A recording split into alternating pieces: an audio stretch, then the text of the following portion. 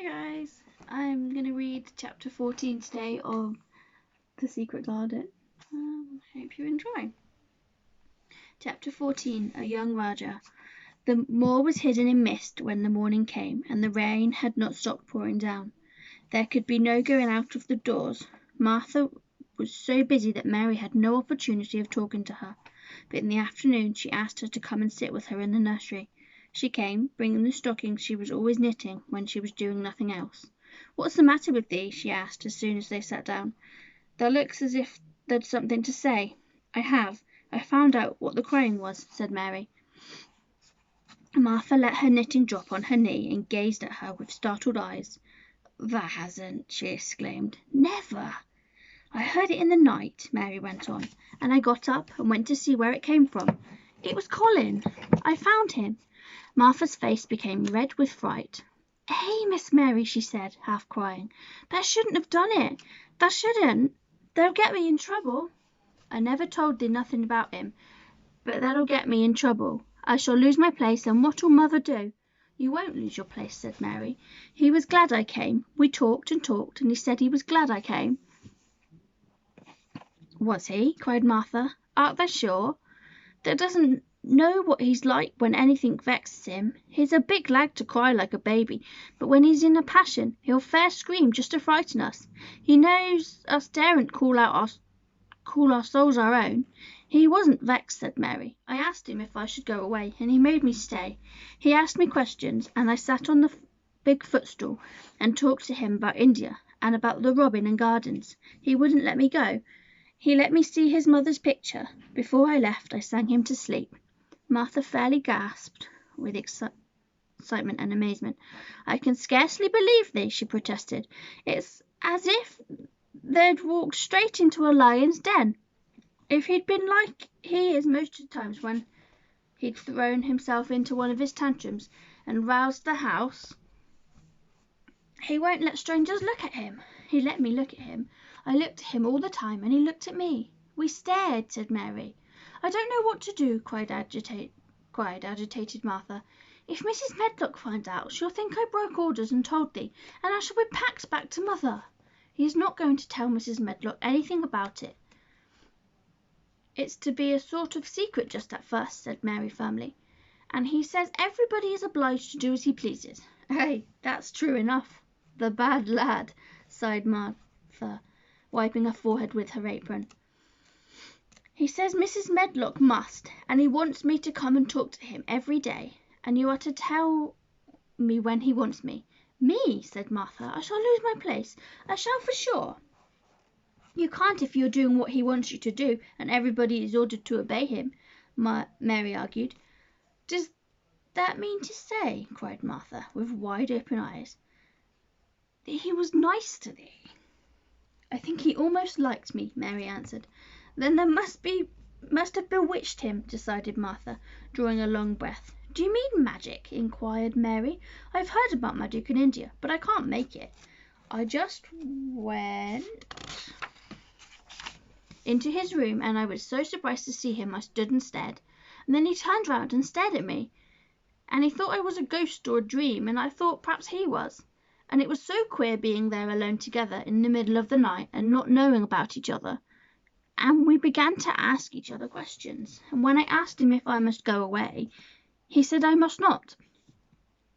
"The world's coming to an end," gasped Martha. "What's the matter with him?" asked Mary. "Nobody knows for sure and certain," said Martha. "Mr. Craven went off his head like when he was born. The doctors thought he'd have to be put in an asylum. It was because Mrs. Craven died like I told you. He wouldn't set eyes on the baby. He just raved and said it'd be another hunchback like him, and it'd better die." "Is Colin a hunchback?" Mary asked. "He didn't look like one."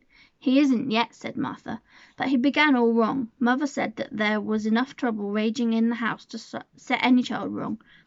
They was afraid his back was weak, and they've always been taking care of it, keeping him lying down and not letting him walk.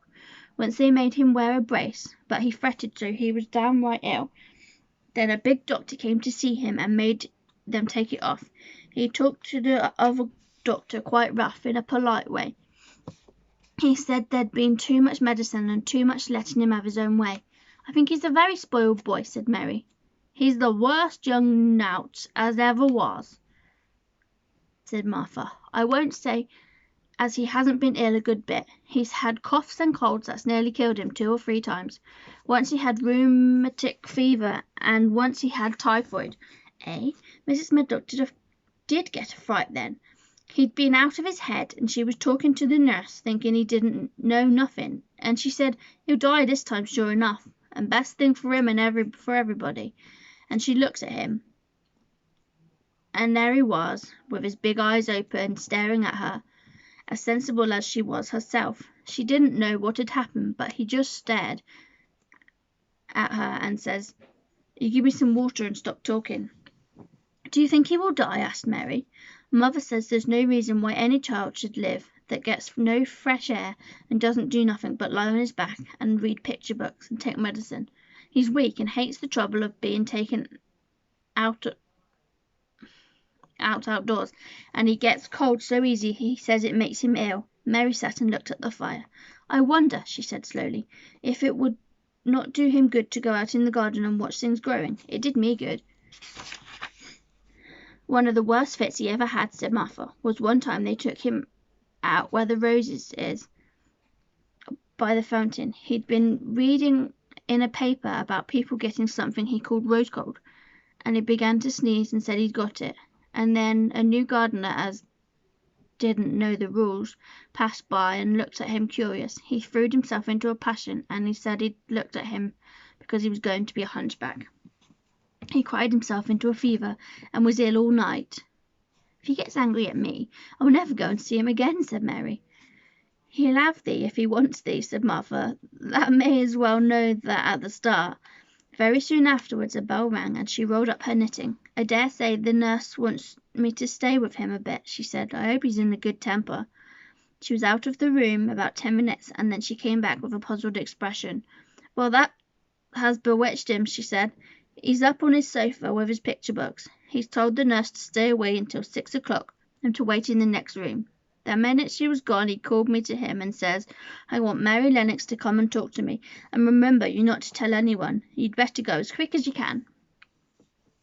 Mary was quite willing to go quickly. She did not want to see Colin as much as she wanted to see Dickon, but she wanted to see him very much. There was a bright fire on the hearth when she entered his room, and in the daylight she saw it was a very beautiful room indeed. There were rich colours in the rugs, and hangings and pictures and books on the walls, which made it look glowing and comfortable, even in spite of the grey sky and falling rain. Colin looked rather like a picture himself. He was wrapped in a velvet dressing gown and sat against a big brocaded cushion. He had a red spot on each cheek. Come in, he said. I've been thinking about you all the morning. I've been thinking about you too, answered Mary. You don't know how frightened Martha is. She says Mrs. Medlock will think she told me about you, and then she will be sent away. He frowned. Go and tell her to come here. She is in the next room. Mary went and brought her back. Poor Martha was shaking in her shoes. Colin was still frowning. Have you to do what I please, or have you not? He demanded. I have to do what you please, sir, Martha faltered, turning quite red. Has Medlock to do what I please? Everybody has, sir, said Martha. Well then, if I order you to bring Miss Mary to me, how can Medlock send you away if she finds it out? Please don't tell her, sir, pleaded Martha. I'll send her away if she dares to say a word about such a thing, said Master Craven grandly. She wouldn't like that, I can tell you. Thank you, sir, bobbing a curtsy. I want to do my duty, sir. What I want is your duty, said Colin, more grandly still. I'll take care of you. Now go away. When the door closed behind Martha, Colin found Mistress Mary gazing at him as if he had set her wondering. Why do you look at me like that? He asked her. What are you thinking about? I'm thinking about 2 things. What are they? Sit down and tell me. This is the first one, said Mary, seating herself on the big stool.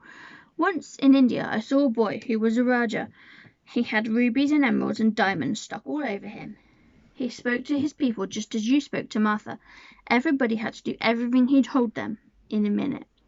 I think they would have killed if they hadn't. I shall make you tell me about Rajahs presently, he said, But first tell me what the second thing was." "I was thinking," said Mary, "how different you are from Dickon." "Who is Dickon?" he said. What a queer name! She might as well tell him, she thought. She could talk about Dickon without mentioning the secret garden. She'd like to hear Martha talk about him. Besides, she longed to talk about him. It would seem to bring him nearer. "He is Martha's brother. He's 12 years old," she explained. "He's not like anyone else in the world. He can charm foxes and squirrels and birds, just as the natives in India charm snakes. He plays a very soft tune on a pipe, and they come and listen." And there were some big books on a table at his side, and he dragged one suddenly towards him. "There is a picture of a snake charmer in this," he exclaimed. "Come and look at it." The picture was a beautiful one, with superb coloured illustrations, and he turned to one of them. "Can he do that?" he asked eagerly. "He played on his pipe and they listened," Mary explained. "But he doesn't call it magic. He says it's because he lives on the moor so much and he knows their ways. He says he feels sometimes as if he was a bird or a rabbit himself. He likes them so. I think he asked the robin questions. It seemed as if they talked to each other in soft chirps." Colin lay back on his cushion, and his eyes grew larger and larger, and the spots on his cheeks burned. "Tell me some more about him," he said. "He knows all about eggs and nests," Mary went on, "and he knows where foxes and badgers and otters live. He keeps them secret so that the boys won't find their holes and frighten them. He knows about everything that grows or lives on the moor." "Does he like the moor?" said Colin. "How can he when it's such a great, bare, dreary place?" "It's the most beautiful place," protested Mary. "Thousands of lovely things grow on it, and there are thousands of little creatures all busy building nests and making holes and burrows and chirping or singing or squeaking to each other. They are so busy and having such fun under the earth or in the trees or heather. It's their world." "How do you know all that?" said Robin, turning on his elbow to look at her. "I've never been there." "Once, really," said Mary, suddenly remembering. "I only drove over it in the dark. I thought it was hideous. Martha told me about it first, and then Dickon. When Dickon talks about it, you feel as if you saw things and heard them, and as if you were standing in the heather with the sun shining and the gorse smelling like honey, and all full of bees and butterflies." "You never see anything if you're ill," said Colin restlessly. He looked like a person listening to a new sound in the distance and wondering what it was. "You can't if you stay in a room," said Mary. "I couldn't go on the moor," he said in a resentful tone. Mary was silent for a minute, and then she said something bold. "You might sometime." He moved as if he was startled. "Go on the moor? How could I? I'm going to die." "How do you know?" said Mary unsympathetically. She didn't like the way he had talked about dying. She did not feel very sympathetic. She felt rather as if he had almost boasted about it. "Oh, I've heard it ever since I remember," he answered crossly. "They're always whispering about it and thinking I don't notice. They wish I would too." Mrs. Mary felt quite contrary. She pinched her lips together. "If they wished I would," she said, "I wouldn't. Who wishes you would?"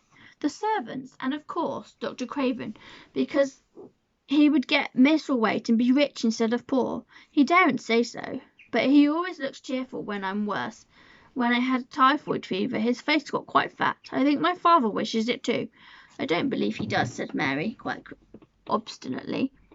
That made Colin turn and look at her again. "Don't you?" he said. And then he lay back on his cushion and was still, as if he were thinking.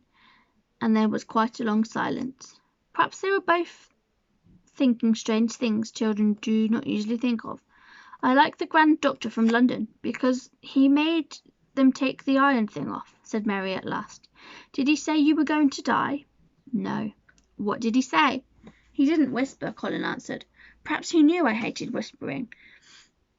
I heard him say one thing quite aloud. He said, 'The lad might live if he would make up his mind to. Put him in the humour.' It sounded as if he was in a temper." "I'll tell you who would put you in humour, perhaps," said Mary, reflecting. She felt as if she would like this thing to be settled one way or the other. "I believe Dickon would. He's always talking about live things. He never talks about dead things or things that are ill. He always looks up in the sky to watch the birds flying, or looking down on the earth to see something growing. He has such round blue eyes, and they are so wide open with looking about, and he laughs such a big laugh with his wide mouth, and his cheeks are as red as cherries." She pulled a stool nearer to the sofa, and her expression quite changed at the remembrance of the wide curving mouth and wide open eyes. "See here," she said, "don't let us talk about dying. I don't like it. Let's talk about living. Let us talk and talk about Dickon, and then we will look at your pictures." It was the best thing she could have said.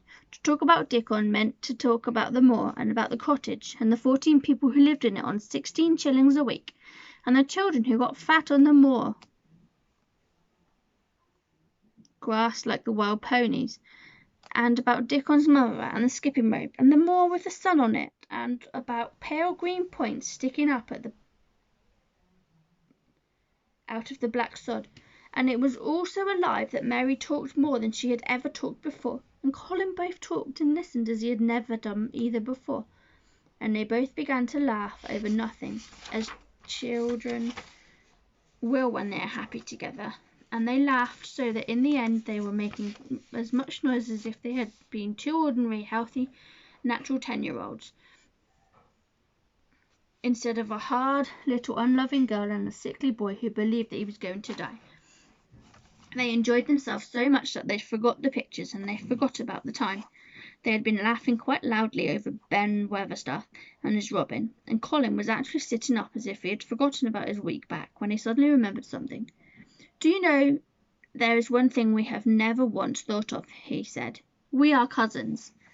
It seemed so queer that they had talked so much and never remembered this simple thing, that they laughed more than ever, because they had got into the humour to laugh at anything. And in the midst of the fun the door opened, and in walked Dr. Craven and Mrs. Medlock.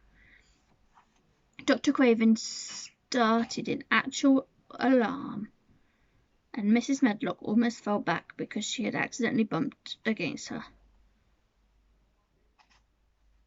"Good Lord!" exclaimed poor Mrs. Medlock, with her eyes almost starting out of her head. "Good Lord! What is this?" said Dr. Craven, coming forward. "What does it mean?" Then Mary was reminded of the boy Rajah again. Colin answered as if neither the doctor's alarm nor Mrs. Medlock's terror were of the slightest consequence. He was as little disturbed or frightened as if an elderly cat and a dog had walked into the room. "This is my cousin, Mary Lennox," he said. "I asked her to come and talk to me. I like her. She must come and talk to me whenever I send for her." Dr. Craven turned reproachfully to Mrs. Medlock. "Oh, sir," she panted, "I don't know how it's happened. There's not a servant on the place that would dare to talk. They all have their orders." "Nobody told her anything," said Colin. "She heard me crying and found me herself. I am glad she came. Don't be silly, Medlock." Mary saw that Dr. Craven did not look pleased, but it was quite plain that he dare not oppose his patient. He sat down by Colin and felt his pulse. "I am afraid there's been too much excitement." "Excitement is not good for you, my boy," he said. "I should be excited if she kept away," answered Colin, his eyes beginning to look dangerously sparkling. "I am better. She makes me better. The nurse must bring up her tea with mine. We will have tea together." Mrs. Medlock and Dr. Craven looked at each other in a troubled way, but there was evidently nothing to be done. "He does look rather better, sir," ventured Mrs. Medlock, "but thinking the matter over, he looked better this morning before she came into the room. She came into the room last night. She stayed with me a long time. She sang a Hindustani song to me, and it made me go to sleep," said Colin. "It was better when I wakened up. I wanted my breakfast. I want my tea now. Tell nurse, Medlock." Dr. Craven did not stay very long. He talked to the nurse for a few minutes when she came into the room, and said a few words of warning to Colin. He must not talk too much. He must not forget that he was ill. He must not forget that he was very easily tired. Mary thought that there seemed to be a number of uncomfortable things he was not to forget. Colin looked fretful and kept his strange, black-lashed eyes fixed on Dr. Craven's face. "I want to forget it," he said at last. "She makes me forget it. This is why I want her." Dr. Craven did not look happy when he left the room. He gave a puzzled glance at the little girl sitting on the large stool. She had become a stiff, silent child again as soon as he entered, and he could not see what the attraction was.